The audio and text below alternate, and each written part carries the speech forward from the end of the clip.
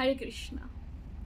अगर अपने जीवन के अंदर खुश रहना चाहते हैं तो इन 5 बातों को हमेशा के लिए छोड़ दीजिए। नंबर 1, हर किसी से उम्मीद करना।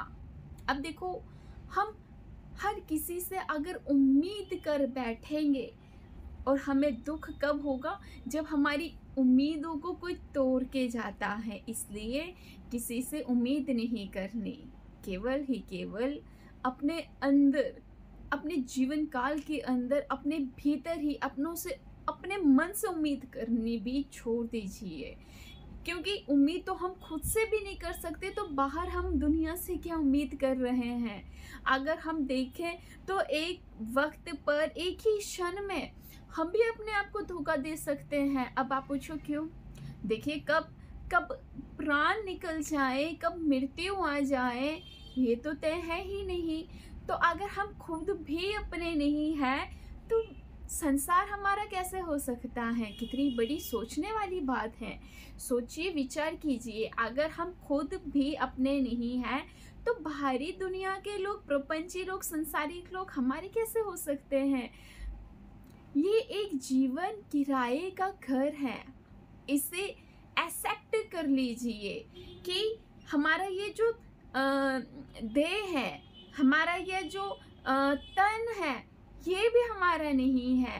तो हम कहाँ दूसरों की उम्मीद करने के लिए चले हुए हैं? तो सबसे पहले किसी की भी उम्मीद नहीं करनी। सबसे पहले आज से ही प्रण लीजिए कि आप किसी से उम्मीद नहीं करेंगे, स्वयं अपने आप से भी उम्मीद नहीं करेंगे। इवन हम यहाँ तक कह रहे हैं कि खुद से भी उम्मीद नहीं करना, तो बाहर की तो आप दुनिया ही छोड़ दीजिए। इसलिए उम्मीद सबसे बड़ा दुखदायक है। अब दूसरा आता है, हर किसी पे हम आंखें बंद कर कर एक क्षण में, एक मिनट में ही विश्वास कर लेते हैं। तो हमारे से बड़ा मूर्ख इस संसार में कौन होगा? विश्वास किसे कहा जाता है? कि विश्वास होता है, अगर हम अपनी दृष्टि से देखें तो एक विश्वास, एक भक्ति का और परमात्मा का जब प्रेम होता है, उसमें विश्वास अच्छा लगता है। संसारिक लोगों के साथ विश्वास शब्द शोभा नहीं देता है। इसलिए दूसरों से विश्वास करना छोड़ दीजिए। इसलिए अपने आप से विश्वास करिए। मैं ये कर दिखाऊंगा, मुझे ये करना है, हाँ मैं ये कर सकता हूँ, मैं ये करूँगी, ये अवश्य ही करना है। क्या करना है? मोक्ष यात्रा की तरफ जाना है। हमें अपने जीवन के अंदर अपनी मुक्ति किसे कहा जाता है, हमें उस रास्ते जाना है, उस पे विश्वास करना, ना कि संसारिक लोगों पे विश्वास कर कर अपने मन को तोड़ के निराश हो जाना। अब तीसरा आता है, हर बात को दिल से लगाना। ये भी बहुत प्यारा वर्ड है। हर बात को हम दिल के अंदर लगा लेते हैं। देखो, किसी की भली बातें मन को ना भाती। कितनी प्यारी प्रार्थना है कि किसी की भी भली बातें हमारे मन को भाती ही नहीं है। किसी की भी बात हमारे मन पे लग जाती हैं, ऐसा हमारा मन है। तो अब इस पे हमें क्या कार्य करना है? इस पे हमें एक काम करना है। एक होता है मन। एक कोई व्यक्ति कहता है मेरे अंदर मन ही नहीं है, कोई व्यक्ति कहता है हमारे मन से ही हम दुखी हैं। तो इस मन को श्री कृष्ण महाराज जी के चरणों में लगा देना है। ये ना मन होगा, ना किसी की बात हमें दुखी करेगी। जब हमारे अंदर मन ही नहीं है तो किसी की भली बात हमारे मन को कैसे ठेस पहुंचा सकती है, हमें क्यों दुखी कर सकती है? इसलिए अपने मन को ले जाकर परमात्मा को समर्पण कर दीजिए। और परमात्मा को हमारे से और कोई भी चीज़ नहीं चाहिए, परमात्मा को हमारा मन ही चाहिए। कहते हैं ना, पत्रम पुष्पम फलम तोयम। अगर परमात्मा को समर्पण करने के लिए बहुत महंगे महंगे हीरे जवाहरात, सोने इत्यादि आभूषण की कोई आवश्यकता नहीं है। परमात्मा को हमारा मन ही चाहिए। अगर आप अपना मन ही परमात्मा के श्री द्वारकाधीश श्री चक्रधर स्वामी महाराज जी हैं, हमारे श्री दत्त बाबा जी हैं, तो हमारे ऐसे 5 अवतारों को हम नमन करते हैं। तो ये मन कहाँ लगाना है? केवल ही केवल परमात्मा के श्री चरणों में समर्पित कर देना है। देखो किसी की बात क्यों हमें मन को भाएगी, क्योंकि हमारे पास तो मन ही नहीं है। ना मन होगा ना मन निराश होगा। तो बस मन को ही नहीं रखना है, मन ही परमात्मा को दे देना है, और उनका ही है, उनकी ही वस्तु है, उनका ही देह है, उनका ही शरीर है। नश्वर शरीर है, ये हमारे लिए कुछ भी नहीं है। हम तो बस अपनी जीवन यात्रा में कार्य करने के लिए आए हैं, अपना उद्धार करने का प्रयास करते हैं। तो बस हमें अपना और कुछ नहीं चाहिए। तो इस मन को हमें परमात्मा को दे देना है। अब चौथी बात आती है, हमेशा खुद को ही दोष देते रहते हैं। ये भी बहुत खूबसूरत बात है।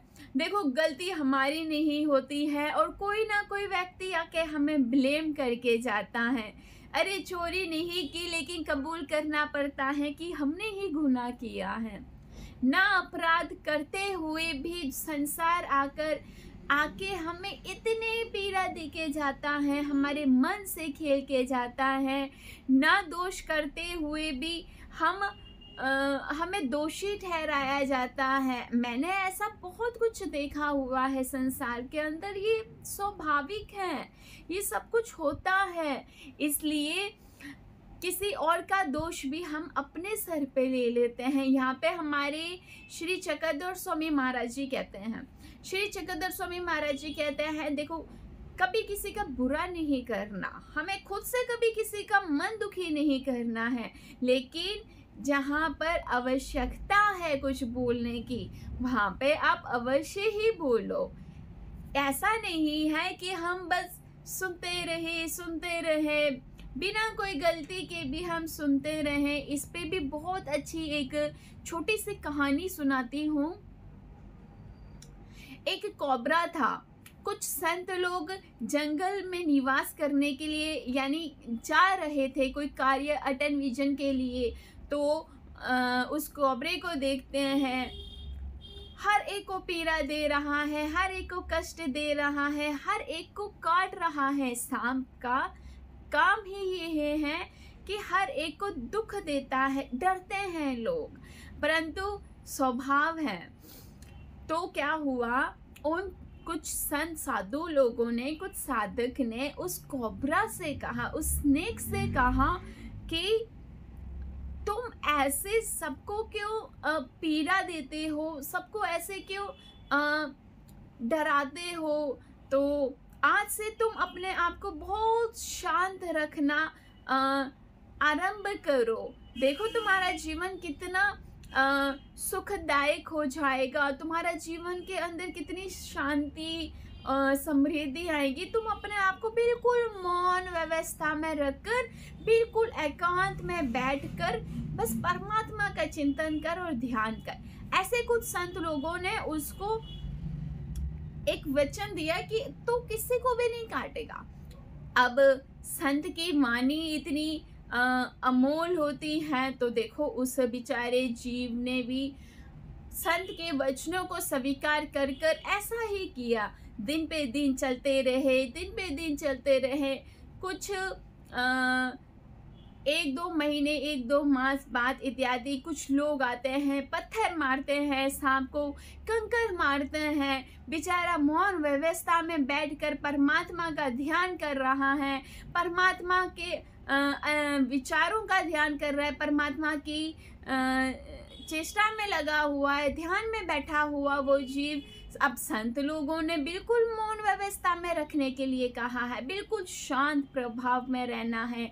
अब बेचारा करता भी क्या, संत लोगों की वाणी उसके मन को इतनी भागे कि तूने बिल्कुल शांत रहना है, तुमने कुछ नहीं बोलना है। अब देखो कितनी देर तक वो शांत रह सकता है, और वो शांत व्यवस्था में बैठा हुआ है। अब कुछ समय के बाद फिर से वो ही रिटर्न वो संतों की टोली आती है और देखती है इतना घायल हुआ पड़ा वो सांप, इतना खून की धाराएं बह, इतना रक्त बह रहा है उस सांप के अंदर से। और संत लोगों को इतनी पीड़ा हुई देखकर इतना दुख हुआ और कहते हैं, अरे मूर्ख, अगर कोई तुमको पत्थर मार रहे थे, कोई तुमको लाठी मार रहे थे, कोई तुमको इतना दुख दे रहे थे, तुमको इतनी पीड़ा सहन करने की क्या आवश्यकता थी? हमने तो तुमको कहा था बस किसी को काटना नहीं, किसी को जहर नहीं देना, किसी को मार नहीं देना, किसी की मृत्यु नहीं करना। हमने तो तुमको ऐसे करने के लिए कहा था, परंतु तुम तो इतने ही शांत हो चुके और तुम तो इतने ही मौन हो चुके कि तुमने तो अपने आप को ही घायल कर दिया।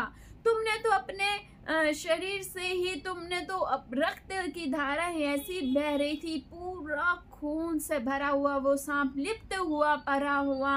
अब देखो इससे हमें कितनी अच्छी शिक्षा प्राप्त हुई है। इतनी शांति भी अच्छी नहीं है और इतना मौन रहना भी अच्छा नहीं है। इसलिए अगर भगवान जी कहते हैं कर्म करो, कर्म के साथ अधर्म भी लिखा हुआ है। जहाँ आवश्यकता है वहाँ पे बोलिए, अवश्य ही बोलिए। भगवान जी ने बोला है किसी का अत्याचार अगर सहन नहीं करना नहीं तो लेना भी नहीं। इसलिए इस छोटी सी स्नेक की कोबरे की कहानी से हमें स्टोरी से बहुत अच्छी शिक्षा प्राप्त हुई है। अब उसने संत लोगों ने उन्होंने क्या कहा था कि सिर्फ डराना तो चाहिए था, अगर किसी को चोट नहीं देनी थी, किसी को पीड़ा नहीं देनी थी, परंतु एक तुम्हारे अंदर इतना परमात्मा का दिया हुआ गुण है कि तुम्हें तो देख कर, तुम्हारी तो एक छवि को देख कर ही संसार लोग इतने दूर भाग के डर जाते हैं। स्वाभाविक है, किसी के भी सामने अगर अभी सांप आ जाए तो घबरा जाएंगे, डर जाएंगे। सारे ही डरते हैं स्नेक से, कौन नहीं डरता। परंतु वो कोबरा देखो जो शांत बैठकर पत्थर खा रहा है, कंकर खा रहा है, लाठियां खा रहा है, संत लोगों के वचन पे ऐसा चल पड़ा। और हम देखो हम कहाँ खड़े हैं, हमारी बुद्धि के अंदर क्या पड़ता है। संत तो एक साइड रहे, हमारे पास तो श्री चक्रधर स्वामी महाराज जी के इतने प्यारे प्यारे वचन हैं, हम तो उन वचनों पे भी नहीं चलते हैं, तो हमारा उद्धार किस प्रकार हो पाएगा। तो ये जीव देखो, ये तो हमारे से 100 दुगना अच्छा रहा कि अपना प्राण त्यागने के लिए वो वहाँ पे बैठा हुआ है, परंतु उसने किसी को कष्ट नहीं दिया, किसी को काटा नहीं। खुद के अंदर लहू बह रहा है, रक्त बह रहा है, लेकिन किसी को चोट नहीं दी। ऐसे संत लोगों की वाणी उसके कानों में पड़ी। देखो ऐसे भी है। तो इससे हमें क्या शिक्षा मिली है कि अगर किसी को बुरा नहीं हम कर रहे हैं, लेकिन अगर जहाँ आवश्यकता है वहाँ अवश्य ही बोले। नंबर 5 है पास्ट को सोचकर दुखी होना। पास्ट को सोचकर हम दुखी क्यों होते हैं? हमारी ये जो थॉट्स हैं, हमारी ये जो थिंकिंग है, ये हमें दुखी इसलिए करती है क्योंकि हम अपना बीता हुआ कल याद करते हैं। क्या अगर बीते हुए कल से हम फिर से कुछ ले पाएंगे? नहीं ले पाएंगे। बीता हुआ जो व्यक्ति चला गया, बीता हुआ किसी का जो प्रेम चला गया, बीता हुआ किसी का घर चला गया, बीता हुआ कोई संतानें चली गई, बीते हुए माता पिता भी चले गए, पूरा संसार बीता हुआ अगर चला गया और हम उसी का ध्यान कर रहे हैं, चिंतन कर रहे हैं, माइंड में उसके ही थॉट्स चल रहे हैं, तो हमारा आज भी खराब हो सकता है। इसलिए पास्ट को रिमूव कर दो अपने जीवन से, बिल्कुल मूव हो जाओ। पास्ट को कभी भी नहीं सोचना, क्योंकि जहाँ से दुख मिल रहा है, जहाँ से पीड़ा मिल रही है, उसको हमने नहीं सोचना है। हाँ, लेकिन बीते हुए परमात्मा जो हमें हमारे लिए लीलाएं रख कर गए हुए हैं, हमारे श्री चक्रधर स्वामी महाराज जी, हमारे कृष्ण महाराज जी, जो हमारे लिए इतनी प्यारी प्यारी लीलाएं रख कर गए हैं, जो हमें शांति देते हैं, सुख देते हैं, उसको याद करिए। किसी व्यक्ति को याद करने की आवश्यकता नहीं है, किसी संसार के बारे में सोचने की आवश्यकता नहीं है। बीते हुए कल को साइड पे रखकर अपने आज में रहिए और अपने आने वाला भविष्य को सुधारिए। उसके लिए आज से ही काम करना है, इसलिए अभी से ही तैयारी शुरू कर दीजिए। एक एक क्षण, एक एक मिनट संभालिए। तो ये 5 बातों से हमने आज बहुत कुछ सीखा है। अगर आपने सीखा हुआ है तो आपके तो बहुत प्यारे प्यारे व्हाट्सएप पर, हमारे हर एक आईडी पे बहुत प्यारे प्यारे कमेंट्स आ जाते हैं कि दीदी इससे हमें बहुत प्यारी शिक्षा प्राप्त हुई है। तो ऐसी छोटी छोटी ही कहानियाँ हम आपके सामने लेकर पेश होएंगे। अपने जीवन के अंदर सुख लेकर आइए, शांति लेकर आइए और हमारे परमात्मा का ध्यान करते रहिए, सिमरन करते रहिए, चैंटिंग करते रहिए। खुद भी प्रसन्न रहिए, औरों को भी प्रसन्न रखिए। ऐसे ही हमें जीवन जीकर इस संसार से चले जाना है, लेकिन कर्म करके जाना है और आने वाले कल को भी सुधार के जाना है। इसलिए इन 5 बातों से हमने आज बहुत कुछ सीखा हुआ है, इसलिए इसको अपने जीवन के अंदर उतारिए। हरे कृष्णा, जय श्री कृष्ण, जय श्री श्रीकदर स्वामी राया।